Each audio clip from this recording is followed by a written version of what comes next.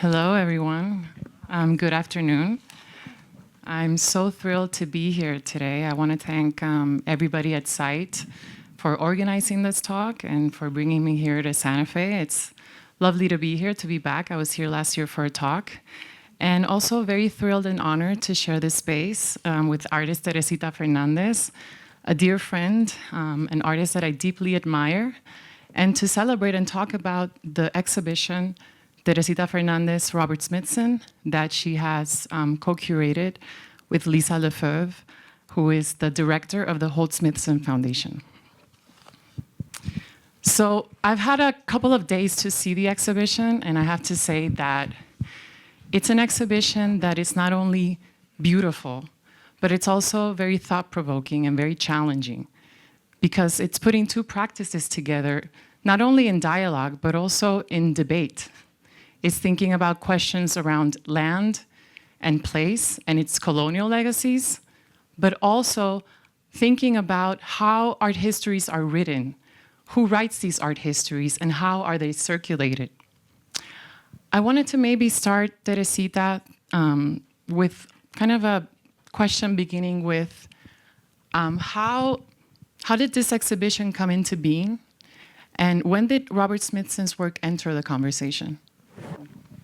Thank you, Carla, and I feel the same way. I'm always very happy to be in conversation with Carla and very grateful that she would do this talk with me. So the exhibition, and I think the story's been told a few times for this audience to understand the kind of generative quality of how it came about, is that Luis Grachos invited me to do a solo exhibition at SITESANTAFE.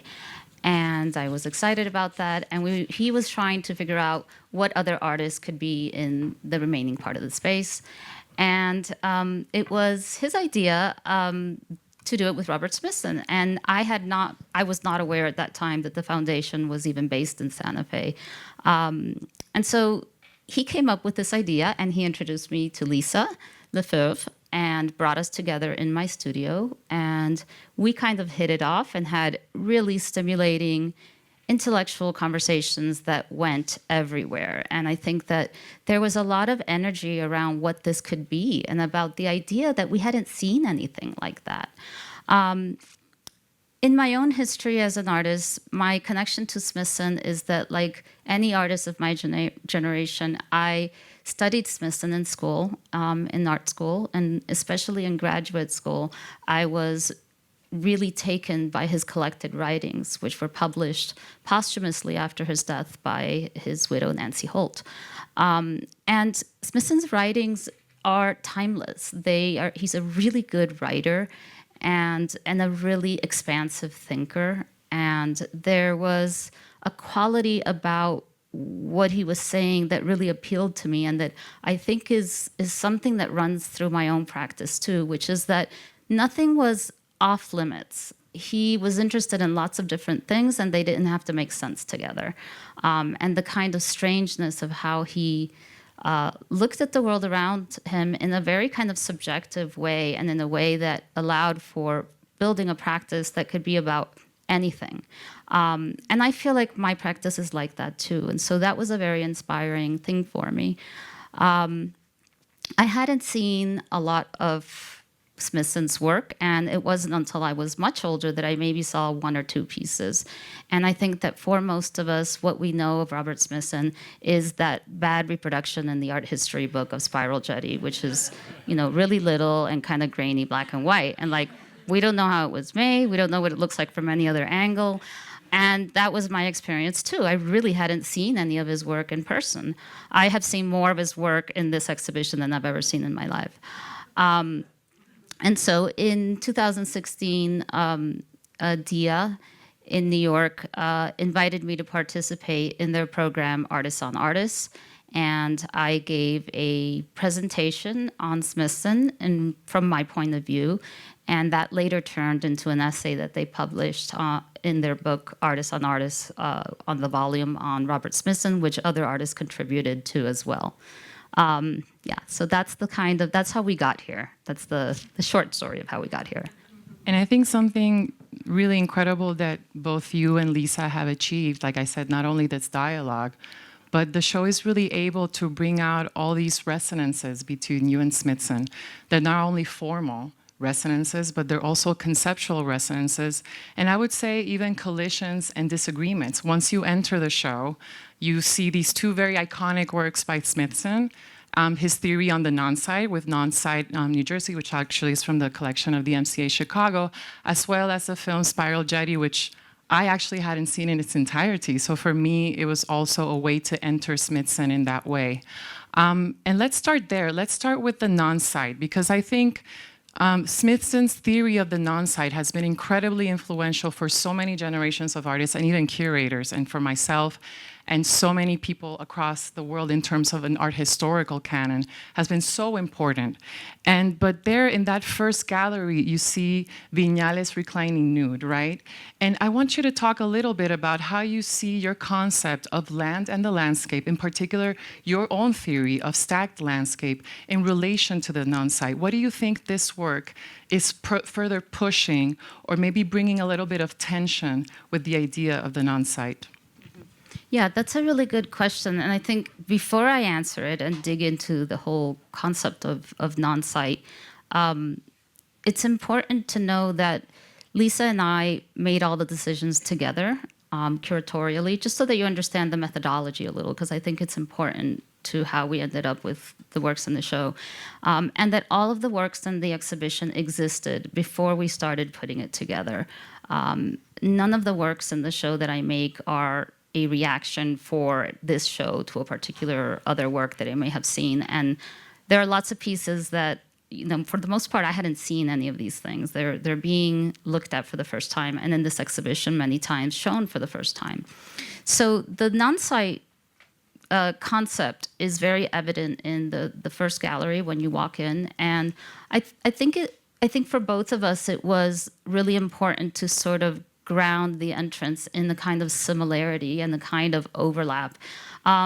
Perhaps more than any other of Smithson's concepts, the one that I feel most directly influenced and affected my own thinking as a young artist and developmentally, right, as I matured as an artist, was the nonsite. And in the non-sites, what Smithson's doing is he's kind of saying something in a way that nobody has said it quite that way before, right? Where it's that here's this physical landscape, here are these rocks from this place. There's this whole experience that happens in this place with these materials. And then something changes and something happens when you take them and you put them inside the museum. And so that's a very sort of provocative conceptual framework in and of its own.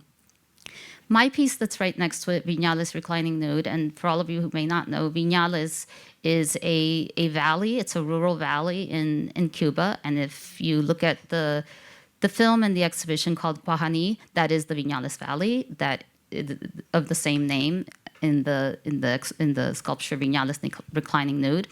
And it's made out of concrete, and it's made out of these rocks that I acquired from the Democratic Republic of Congo. And they are these saturated malachite colors of greens and blues. And they looked to me almost identical to the Viñales Valley, which is also like that. It's this very kind of surreal, kind of glowing, very green place. And so I also spent time in the Viñales Valley, right? So there's a physical place that I'm connected to and spending time in. The Viñales Valley has an extensive cave system, and in those caves, which look a lot like aspects of the rocks that are on the basis of the sculpture. In these caves, and you can also see it in the film, in these caves you can find petroglyphs made by Taino indigenous people before colonization. And you also have this sense of how, and this is very well known there, but throughout, that enslaved people from surrounding plantations basically use these caves as refuge. And I was interested in all of these ideas. So conceptually, what I was doing is kind of merging the idea of the Democratic Republic of Congo, this physical piece of the landscape from the Congo, and overlaying it with this imagined image of the Viñales Valley. Now that's one layer of the sort of one place being imposed on the other. For me, it's very different than this binary idea of like a site and a non-site, which in some ways are sort of like these polarities. So what I was much more interested in and continue to be interested in is something that I use, my own term that I use for it in my work is stacked landscapes. And it's this idea that wherever you are, you're actually in many, many places at once simultaneously. And that this sense of site is actually structured or ordered in a way that's actually much more vertical, in the sense that things are hidden and that landscapes are much more about what you don't see than what you do see. And in that way of thinking, the more you're willing to peel back the layers, the more ways you'll understand that a place is actually many places at once, and that it's also many places in time at once. So I think that the introduction for me, very specifically, of some of the social political content that also permeated my idea of both of these places, and this third thing that happened, right? This liminal thing that happened between the Congo and Viñales, this third thing that was harder to name, but that was related and that was deeply connected through these historical narratives, right, of the legacy of slavery in Cuba, which was one of the biggest slave colonies in the world after the Haitian Revolution. So that's, I think that answers the question. I don't know if you want to go into it more, but I think the subtleties between that make it not binary for me. Yeah, and I think that even the title of the talk, Landscapes Made Invisible and Not Invisible, adds that layer of the historical, the social, the personal, that perhaps the non-site is more geographic, it's more geological. And as you continue through the show, which I think is so brilliantly done by you and Lisa, the image that we have of Smithson starts to get a little bit more complicated. There are works by Smithson that I was not aware of. There are more expressive works, more figurative works, right, that perhaps we wouldn't assign to the legacy that we learn of Smithson in the art historical canon. And one of the things that I've noticed, like going through the show, are all these different overlaps of images that you both use, but you both use them in very different ways. One of them is the mirror, a reflective surface, right? There's a part in the show where you have the Yucatan mirror displacements by Smithson, as well as a work, Manigua, that is really thinking about the mirror, and it's looking at reflection, but how you use it is very different from Smithson. Do you want to talk and share with us the work Manigua and think about a little bit how you see that in relation to Smithson works in that gallery? Mm-hmm. So I think that the juxtaposition in that gallery of Yucatan mirror displacements and Manigua is, there's a lot of, sometimes there are a lot of similarities in the visual aspects, right? Like when you say mirrors. I've always been curious, and the word is curious because I think that as I got older as an artist and matured, and I think that's important to note too, that Smithson died when he was 35 years old. I am 56 years old, so I've been making art for 35 years. And there's something that happens to artists the longer they make art, where there's a kind of revelation even to how you look at your own influences. And so I think that the mirrors were something that I was always very curious about. And the more my own practice developed, the more I was curious as to how little is reflected in Smithson's mirror, and in particular, very specifically, how little there is of a human presence, especially after I found all of these figurative things in the archives, some of which are in the exhibition, because you don't think of Smithson as a figurative artist. And so even in some of them are works that I really love. Like I love Yucatan mirror displacements. I think it's a complex and really interesting work. But in my own work, I was trying to do something very different, and I continue to try to do something very different that is a very deliberate use of mirrors. And what I'm trying to do is to ask the viewer to find themselves in the entanglement of it all, in the entanglement that's created from all of the systems that we are inescapably a product of. And to do so sort of like very kind of overtly and very openly, you know, without sort of hiding the fact. So Manigua, and this is for some of you who have seen the exhibition, it's the big piece on the reflective aluminum surface that is all made of charcoal, and it looks like a very dense tropical forest.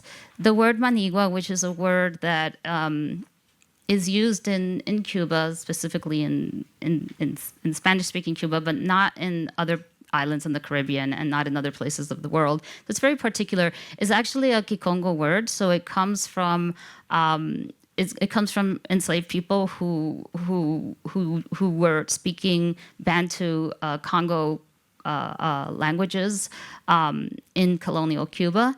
And there are many, many, many words that enter Cuban Spanish from these Bantu Congo languages. But Manigua means a dense tropical forest. That is one meaning. It is also used in Cuba and very like in everyday language to refer to an entanglement, to like sort of an inextricable, like a knot of a problem. And I really loved that that sort of double meaning that the word had. And so the forest that I'm depicting, and there are no jungles in Cuba, right? And a lot of this work was actually a reference to Wilfredo Lam's jungle at MoMA. There are no jungles in Cuba. Wilfredo Lam was not depicting a jungle. He was depicting a plantation. And so in that work, you see the figurative elements distorted and becoming the shapes and morphing with the foliage. In Manigua, in my work, if you look at sort of the layers, the first thing that I do on the reflective panel is this very thin line, which is this very rhizomatic kind of network of lines. And it's the most reflective part. It's the first thing that I do. And I do it by hand. It's just like a big drawing done by hand. In those areas, when you're standing in front of this piece, whether from a distance or up close, you start to see your own reflection. And it's a very ghostly kind of like reflection. And in some places, it's very blurry and sort of undefined. And then the closer you get in those little thin areas, you see your own reflection. And because of it, your own reflection also becomes distorted and entangled within that entanglement that's being depicted. The whole thing is also made out of charcoal, which is a really important material for me, and maybe we'll talk about that a little later. But what's important for me is that you, as the viewer, are looking at yourself, looking at the piece, and slivers of you are inescapably part of the image that you're looking at. And in that kind of wayfinding that I think subtly asking our viewers to do is to find themselves within those entanglements of colonialism, and you know, when we use the word colonialism, it sounds like a political abstraction. It just sounds like a word. I'm really interested in the specifics of how that plays out and the endless nuances of how it is that we experience that in daily life. So I'm not just talking about an abstract concept. Sometimes I think that it's a very pre-political moment in the viewer's viewing, and this like moment of an internal dialogue of how we fit into these systems, because colonialism is a structure. It's not an event, right? It's a structure and a system, and it replicates itself everywhere, right? It's the same exact kind of system. And so part of that questioning and inquiry that I'm offering and sort of prompting and sometimes demanding of the viewer is to find yourself within that kind of tangle, in that Manigua, like to place yourself, to sort of find yourself within it. Even in that gallery, there's a few drawings of islands and then of trees and of palm trees. That's another image that I see resonating through the show. And of course, for us, of Caribbean descent, like the palm trees are a very loaded image, right? It does represent a type of tourist economy. It also is a stereotype for a type of leisure environment, environment of escape. And in your work recently, you started engaging with that image, right, that you hadn't had before. And I know it's because perhaps there's a biographical aspect to your work that gets projected on some of your sculptures if you use that type of imagery, and that's something we've discussed in the past. But I also want to talk about Smithson's use of trees and palm trees and tropical foliage and so on, because perhaps an artist such as Smithson does not have that burden of context or of biography that somebody like you might face, you know, when you're engaging with these images, or even myself as a curator, coming from a Caribbean context, engaging with that type of imagery. Can you talk a bit about work such as Pendant Lynchland, which I know is very related to Rising Lynchland, a work that I'm very familiar with and that we showed together at the MCA Chicago. And in both of you and Lisa's engagement with the archive and finding works that could resonate with your engagement of the palm tree and of tropical foliage, can you talk about both that work and how you see it in relation to that archive of imagery that you're presenting by Smithson? Yes, and that's a really good question. And for those of you who may not know, Carla curated a really very important and very brilliant exhibition called Forecast Forum, which I was a part of. And I remember sitting on stage with you and having this conversation with Chris Crozier and with Maria Magdalena Campos Pons about what it means when artists of Caribbean descent, even if they're American or in the United States or not, or from the diaspora or not, how they navigate the projections, the stereotypical projections that their work receives. And so I was interested in this for lots of reasons because, and I know that Felix Gonzalez Torres' name came up because everybody loves to put Felix's work in any context because it's abstract and it's minimal. And so it's about everything, or it can be about everything. And he doesn't count as Caribbean. In fact, when my work was much more abstract, or kind of holding back as a younger artist, those are I actually would get put in that same sort of context that Felix and I didn't really make that kind of work. And at some point, the older I got, and this is why it's important to get older as an artist, because you have agency and you don't care what anybody thinks and you say exactly what you mean, right?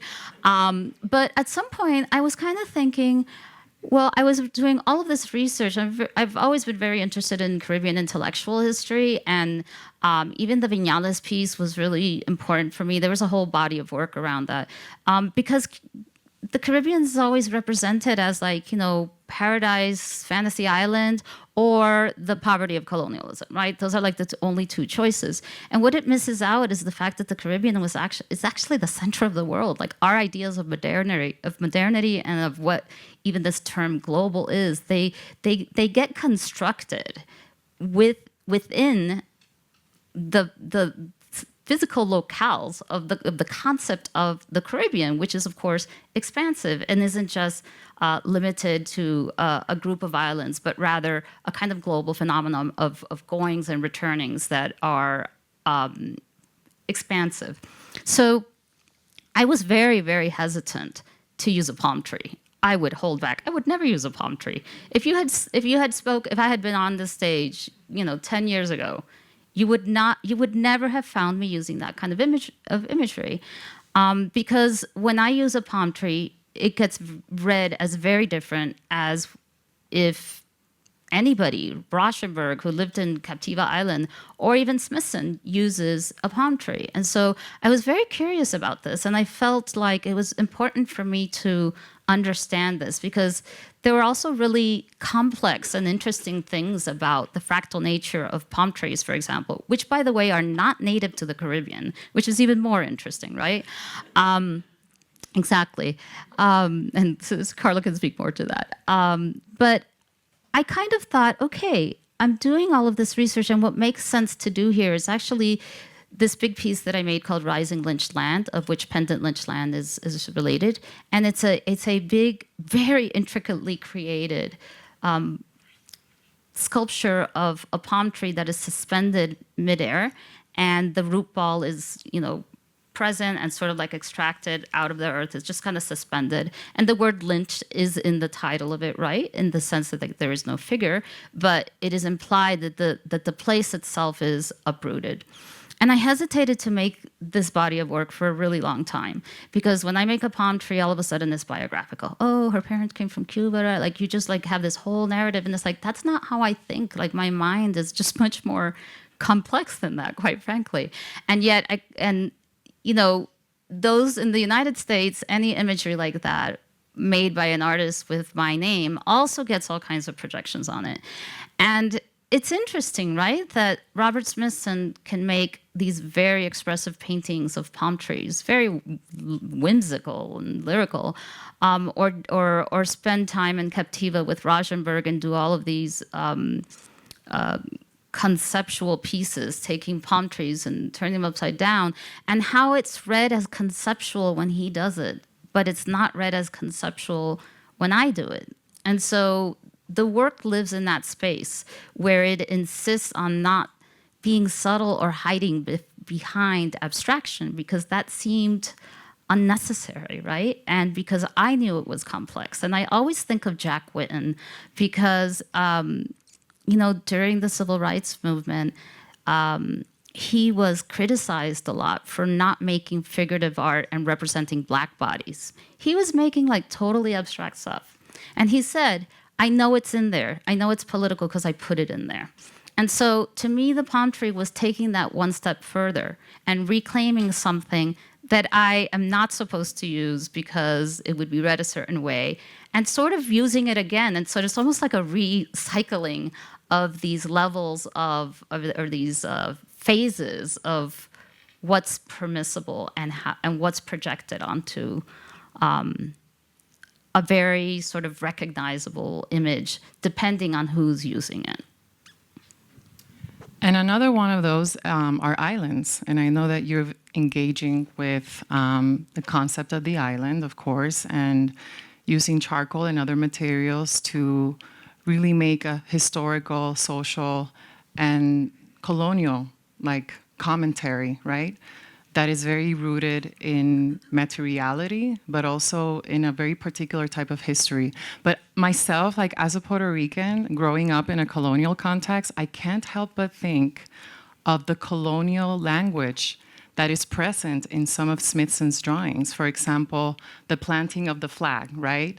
I can't help but think about that. And I'm really interested in how both of you so expertly did this conversation and debate, that you're both really making these resonance with each other, something that I wouldn't see perhaps in this drawing, that in relation to your work, you're seeing in a completely different way, that is actually very generous and very productive. I'm wondering if you could talk about Archipelago Cervix and its relation to the untitled Indian Ocean that is right next to it. Can you talk a little bit about your engagement with the islands? The island not only as an imaginary, but as a colonial construction. Can you talk about that? Yeah, and I think there's this tendency, sort of piggybacking on the palm tree. Islands get the same kinds of denominations where they live in these places of fiction and fantasy and these sort of hypothetical places. It's like that is literally the language of colonialism. That is the exact language of imagining that there was nothing going on here. It's the exact same language that this country was founded on, right? That there's just nothing there. And I think that I want viewers to decide for themselves, right? So the powerful thing about exhibition making and artworks is that when you put a piece like this, the Archipelago Cervix, next to some of those island drawings, tropical island drawings of Smithson's, there is no didactic text on the wall. You can decide for yourself. I am not trying to convert anyone or change anybody's mind. I can tell you what my work is about. I can tell you what this piece is about. And I can say that I also, at some point, and I was familiar with those island drawings because they had been exhibited in New York before. So those are ones that I had seen. But I think I just saw them differently. And I kind of couldn't dismiss them as easily as whimsical. So this piece behind me is Archipelago Cervix. It is made of the 700, give or take, islands of the Caribbean. And it's a map, so they are rearranged here in a new configuration, and they're in the shape of this kind of portal. So there's an opening in the middle, and it's a reference to a cervix, and it's made out of charcoal. When I was making this piece, and this is part of that other body of work around the Caribbean that I was doing. What I was thinking of is I was thinking of the history of U.S. colonialism in Cuba, which is in the Caribbean, which is very active. Like, these are not historical things; they're very much in the present as well. So, from the 1940s to the 1970s, the United States had a program to sterilize Puerto Rican women, and over 35% of Puerto Rican women were sterilized under this program. This is the highest rate of sterilization anywhere in the world. In addition to that, U.S. eugenicists, Margaret Sanger, people that we think of as like heroic people who helped along, reproductive rights for women in this country. So Margaret Sanger and other eugenicists tested the birth control pill on unknowing poor Puerto Rican women who became very sick. This is how the birth control pill that is still used in the United States passed FDA approval. And so they were being used as experimental subjects.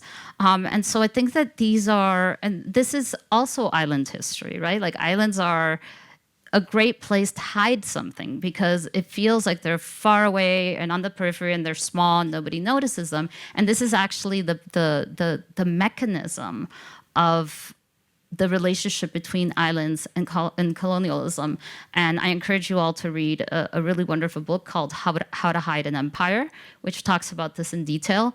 And so what happens when you put Archipelago Cervix next to those fantasies? I mean, and it's more than that too, right? Because Smithson and Nancy Holt also owned a small island, right? And then, so it's not just an idea on a piece of paper. There's also this kind of desire, or at least allure, even in its whimsy or however we want to dismiss it, to own an island, to think of a piece of land as property, right? And these are facts. I'm not making those things up. And I looked at all of it within that framework. Yeah. And there's another piece at the end of that hallway where you have the Forking Islands that's called Archipelago Smoke, which is made with the same exact shapes as this piece, but they're arranged totally differently. And so I felt like I was making new maps, because maps and cartography are also like, the oldest colonial sort of like tool, right? For creating bias and controlling how it is that we imagine places, right? Imagining doesn't happen in a vacuum. It happens because of how things have been made invisible. So Archipelago Smoke is arranged in a different shape. It looks like smoke rising out of the ground. And it was a direct relationship connected to this other body of work, to Vieques, Puerto Rico, where the U.S. basically had a bombing range for 60 years, dropping 5 million tons of 5 million pounds, of heavy artillery, heavy metals a year. So 5 million pounds a year for 60 years. So Vieques right now is still a highly contaminated place. People in Vieques are still very sick and have been sick for a long time. The people who lived in Vieques 65 years ago were at gunpoint forcibly removed off of the island so that this U.S. military base can contest bombs. And it was important for me to include that piece here because we're so close to Los Alamos. And it is like a playbook that happens over and over and over again. I think that maybe touches upon some of the major points. It does, and I'm, as a Puerto Rican, very happy that you're approaching these very important but very violent histories in your work. I know we don't have a lot of time, but for me, and I know for a lot of viewers, one of the most striking moments in the exhibition that is maybe more than just a juxtaposition, but maybe a confrontation between you and Smithson. And that is the gallery where you see Otel Palen with Charred Landscape America.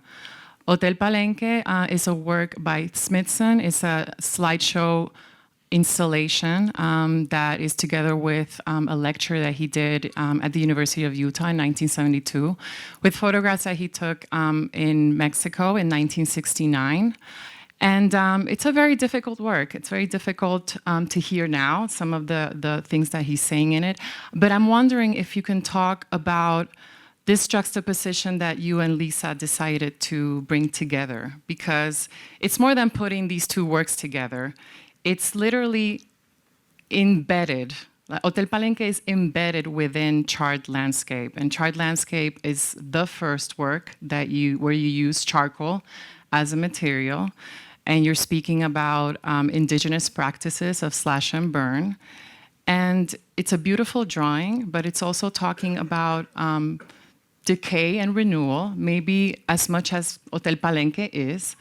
But in my imaginary and how I'm thinking about it, Otel Palen also takes the form of a travelogue, right? And we all know that the travelogue has been the model where Europeans encounter the Americas. I'm thinking of Christopher Columbus and his diary. So there's a lot of a colonial imaginary around the travelogue and the picturesque and the exoticization of the landscape through the travelogue.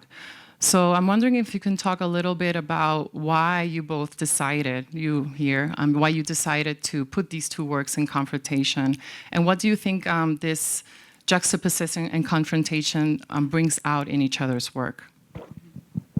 I think that one of the great privileges of being able to do this exhibition is that in that particular gallery, the works are intertwined. And they have to deal with one another. And I think that actually was a very important thing that the foundation encouraged and was, and Lisa in particular, not only encouraged, but thought that that was really exciting, right? So my piece, Charred Landscape, is the physical pieces of the charcoal. I have installed it many times in many different places. I probably made that maybe 15 years ago. And I install it differently depending on the configuration of the room. And then the drawing gets made on site as the site-specific part. The reference so charcoal is basically burned trees. It is a landscape. And in much of the world, these slash and burn techniques, which are indigenous techniques of maintaining and managing the land to keep it fertile. It's also how dirt was made, quite frankly, like in the Amazonas region, how agriculture developed, because with charcoal, you could make minerals and have fertile dirt, fertile soil in which to plant. So the charcoal is important historically as a material. That's originally what the artwork is about. The drawing changes depending on what's around it, and it's usually a reference to violence, the drawing itself, and the idea of how narratives of violence change depending on who's telling the story.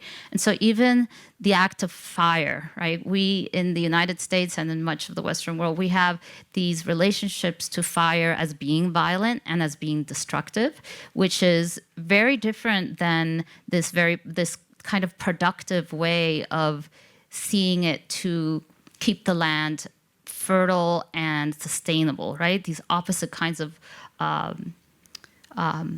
projections onto violence or destruction with the same imagery. And I was really interested in that. There were also some aspects of Otel Palen, which many of you may know is owned by the Guggenheim Museum. It's in their collection, that I think have not been looked at carefully. And I know that as an artist, it always bothered me that this work was never really taught. Like you kind of were just supposed to watch it or listen to it, and it's just this very subjective. And there's something very alluring there's something very alluring about Smithson. In this case, it's especially interesting to me because the exhibition is modeled around the idea of a conversation, and we can hear his voice, and these are his words, and that's a very powerful thing to me. It's like it is the place where the confrontation is actually happening as a living conversation, is that gallery for me. Especially in certain slides. So I want to cite two parts, right? Which is that there's one slide where he's pointing out this frame, this window frame, and sort of looking at Otel Palen as these sort of living ruins that are sort of like, you know, they have like a past and a future, and they're sort of in progress, in different states of progress. And he points through a window frame, an empty window frame, and he says you can't quite see the temples in the background because the natives are burning the milpas. And so what milpas are? Milpas are crops that grow together. So you may be most familiar with this idea that corn, squash, and beans grow together. And it isn't just that they're grown together. Like, it just looks like a field. It doesn't look like an ordered agriculture, you know, sense of like growing something in some orderly way. It's unruly. And it's also a kind of social system that's existing between the plants. And he's saying, the natives are burning the milpas, right? And they're burning the milpas. The way the milpas work is you grow for a couple of years, and then you burn it, and then you leave it alone for 4 years. So it is like the definition of sustainability. And so I wanted to create this drawing that when you're sitting in those chairs watching the projection, there's all of this kind of stuff burning behind you. And I loved the idea of like the landscape sort of looking back. And I often sort of think of the land, like this idea that you look at the landscape, and in this case, he's such an observer. He is like this, you know, traveler, this kind of tourist looking at this thing. So the landscape is behind you, looking at you, looking at the projection, but also looking at you, looking at the projection. And it's up in flames. Like everything is like it's like volcanoes. It's like a whole thing just sort of bursting in smoke. And then there were other parts that you could listen to it for yourself. Again, I'm not trying to convert anyone, but I think that it's worth sort of, and the transcript is there because there's a part where he's very specifically referring to Mexican violence and the cruelty of the gods and how they slice up the babies and then they bury the babies. And I won't go through the whole thing because it's there in his own words.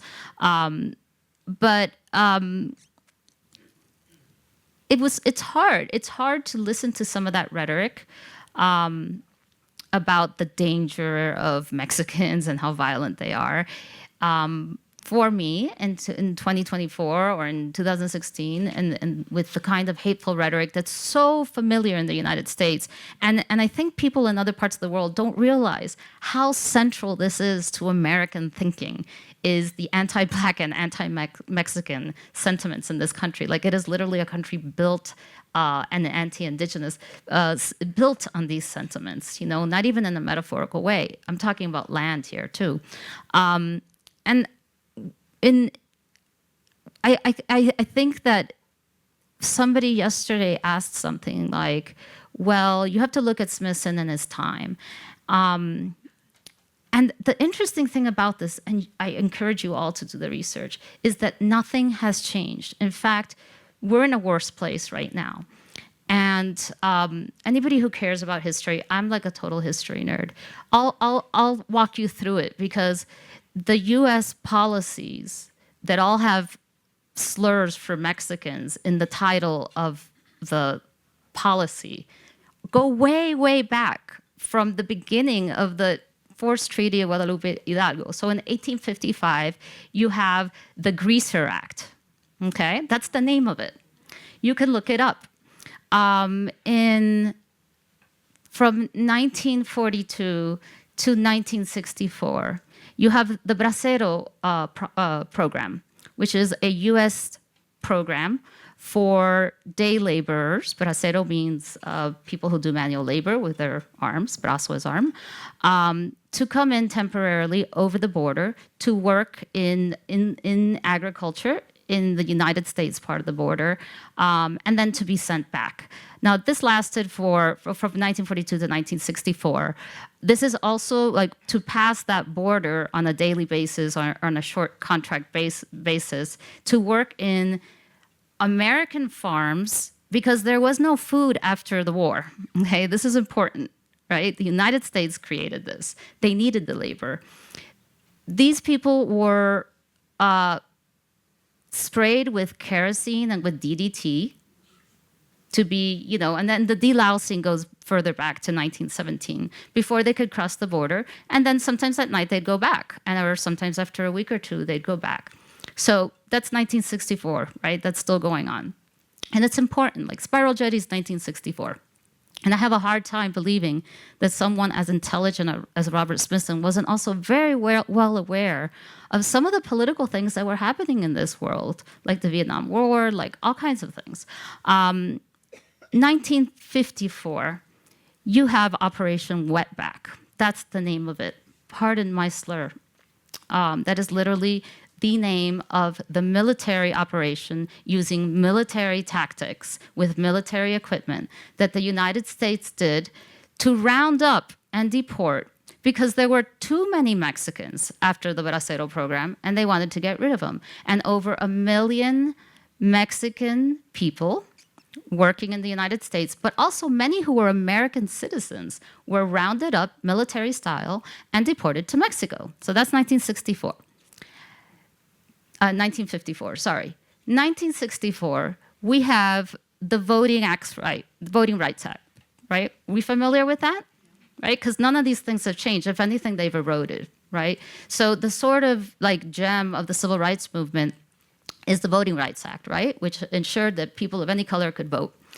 What doesn't tell you is that if you spoke Spanish, that Voting Rights Act didn't work for you until 1974. So if you were an American citizen who was of language minority, okay, a language minority, you could not use that 1964 act. If you were a Mexican who spoke English, you could vote. If you were a kid, like my parents arrived in 1959 and they were American citizens very quickly, they couldn't vote until 1974, a full decade after the Voting Rights Act. And so this is really important, right? Because these are like cyclical things, then in Reagan, all of those were kind of like reversed a little bit. And now you're seeing it happen again. And so in a way, the context for Otel Palenque is so politically, the sort of climate, the thing that any American would have been aware of, is almost identical to what we're hearing today. Almost identical. If anything, a little bit more eroded in terms of progress. And, that is not an exaggeration. We don't have a lot of time, but I wanted to say after how courageous this exhibition is and what you and Lisa have achieved is to bring these conversations to the fore, which are incredibly important, through an artist who is incredibly influential. So it takes a lot of risks. And I think these are the types of conversations that we should be having through contemporary art. So thank you both for this wonderful exhibition. I think we have some time for a few questions at this time. So please don't be shy. I know there's a lot, but we're happy to answer any questions. Thank you, Carla. Thank you.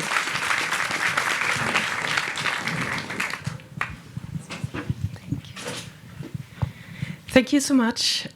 You gave me goosebumps of joy. This was such a great conversation. Teresita, I have a question.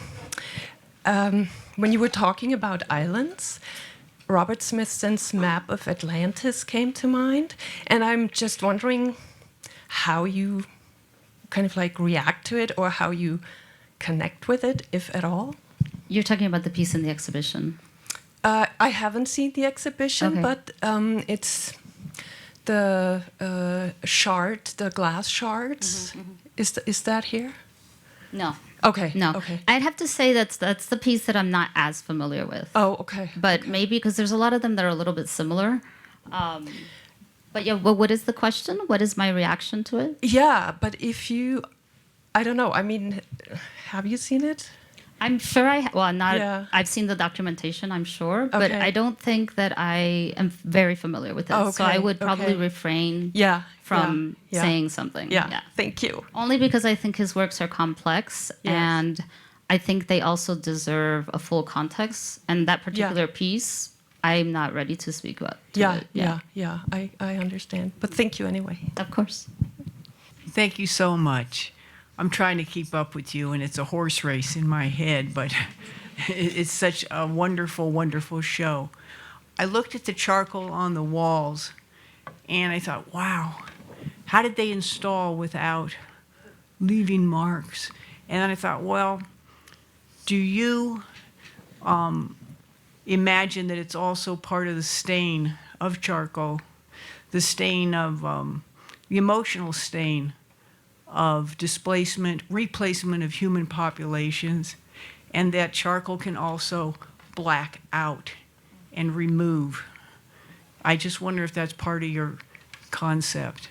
I think that's your project, and I love that, because I love that my project is now your project, and that's exactly what art should do. I love that.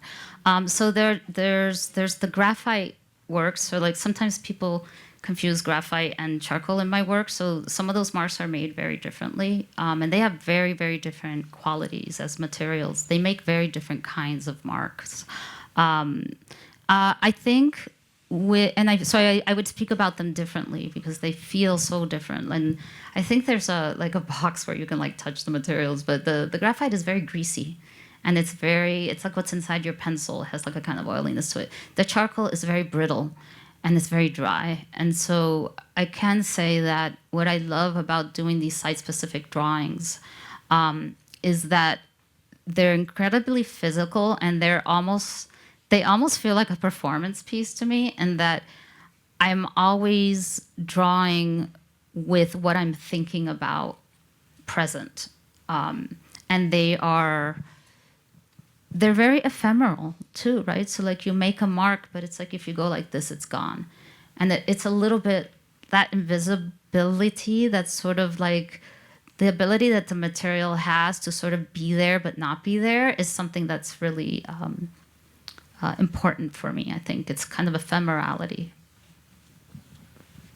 This show, this exhibit emphasizes how the word landscape keeps changing, and how this both generations of artists are connecting with the word landscape in different ways. How do you see the future of landscape and our connection with the landscape?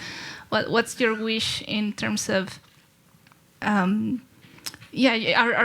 do we improve? How do we go from here? How do we connect with landscape in the future? I'm kind of stuck on the word future. So let me tackle that one first, because it's very easy to imagine that the future is someplace over there. The future is just tomorrow. Like the future is like an hour from now, you know?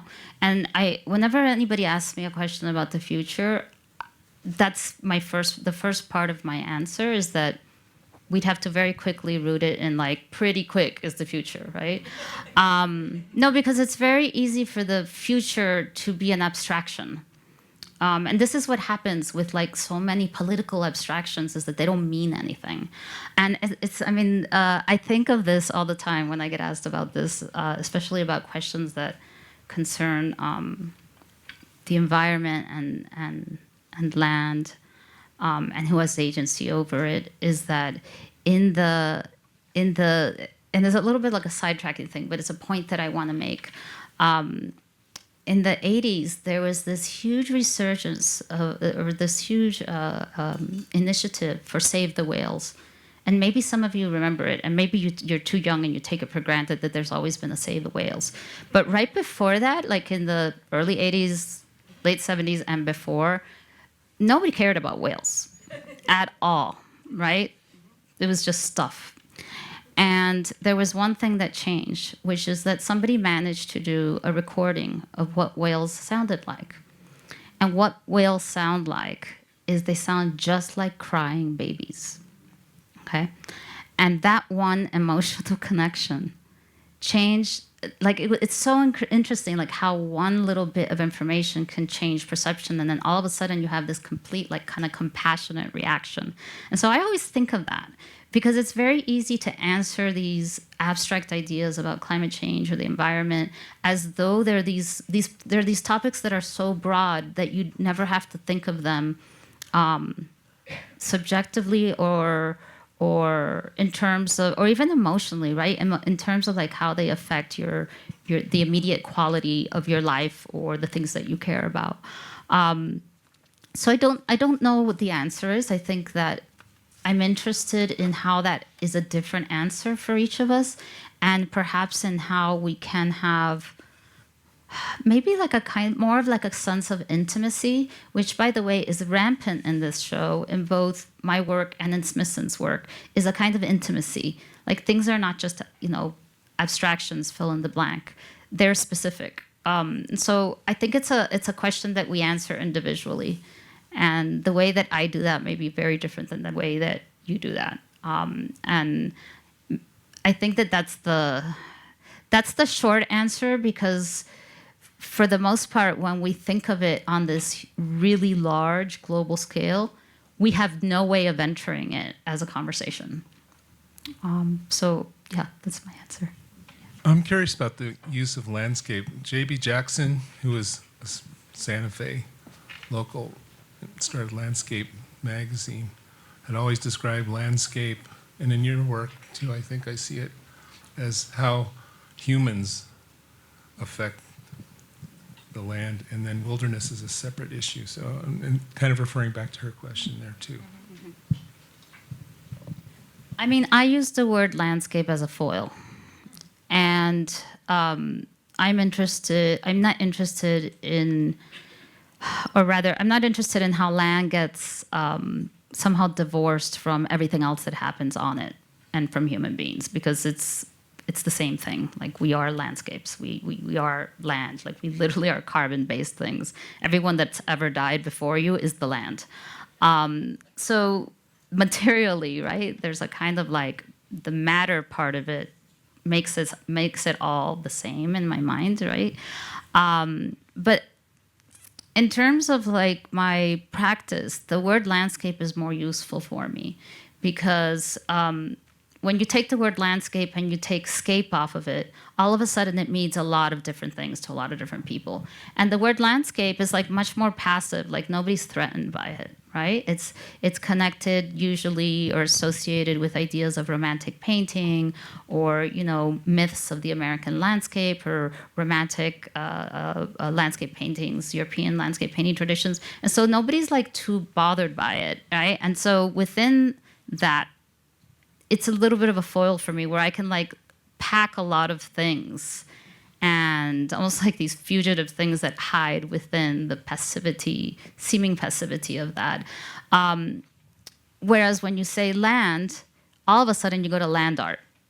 And that's a thing that somebody invented that has a beginning and an end to it, that's highly controlled. And so it lives in our minds in a more fixed way, as a historical,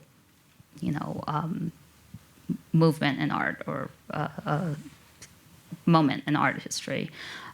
Does that answer your question? Thank you. Okay, thanks. Do we have time for one more? Yeah, one more. Okay. When you were speaking about the palm tree, I couldn't keep thinking of like the parallel between the palm tree and the flag, where palm trees are kind of planted in places maybe where they're not from and become emblematic of, you were saying, of these two dualities. And as you were speaking of your interest in kind of subverting that, it made me think of Smithson and the flag. And I wonder, seeing the flag on his islands, could it be also taken from that context, or thought of as sculptural? And then I was wondering maybe your thoughts on the relationship between the flag and the palm tree, as both what you were saying, like as a foil, but also as a double. It's not the way that I'm using it. I think that they both have like a kind of iconic quality to them. However, I don't think that the palm tree has that kind of nationalistic quality to it, in part because there are palm trees all over the world, right? And they're associated with lots of things, right? Like they're associated with Asia, with parts of Asia, and they're associated with other islands in the South Pacific, right? They're not particular. They're not even from the Caribbean, actually. But the flag has a much more, the purpose of the flag is to stake a claim to something, right? In some cases, to surrender, which is also an interesting read. But it's a signifier, right? It's a sign, and it's an advertised sign. So yeah, I don't think that I've used I don't have a lot. I think that's your project. But it's a really interesting observation. And I don't know, maybe Carla has something else to add about that conflation of flag and palm tree. I don't really see it. I have my own, we've discussed this like so much in terms of like how artists have been using palm trees like through the decades, artists that are both from contexts that have palm trees in the landscape and artists that don't have, that whose imagery is not that imagery, that doesn't belong to them, right? But yeah, I don't really see like a conflation between them. I think how I see the flag, and it's not like you can't really like tell if it's like what country it is, right? It's just a flag. So it's like the symbol of a flag that for me is to stake a claim on a territory. And for me, that's how I see it through my lens and through my perspective, through my own experience. And I think what's really beautiful about this exhibition is that you can bring those perspectives to the work. And that's why it's been so generous and so generative to bring the kind of conversations that we're having today. That you can bring those discussions to the fore, and I can bring other perspectives to the table. So I think that's it. Thank you so much. Thank you, Teresita. Thank you. Thank you for being conversation. Thank you.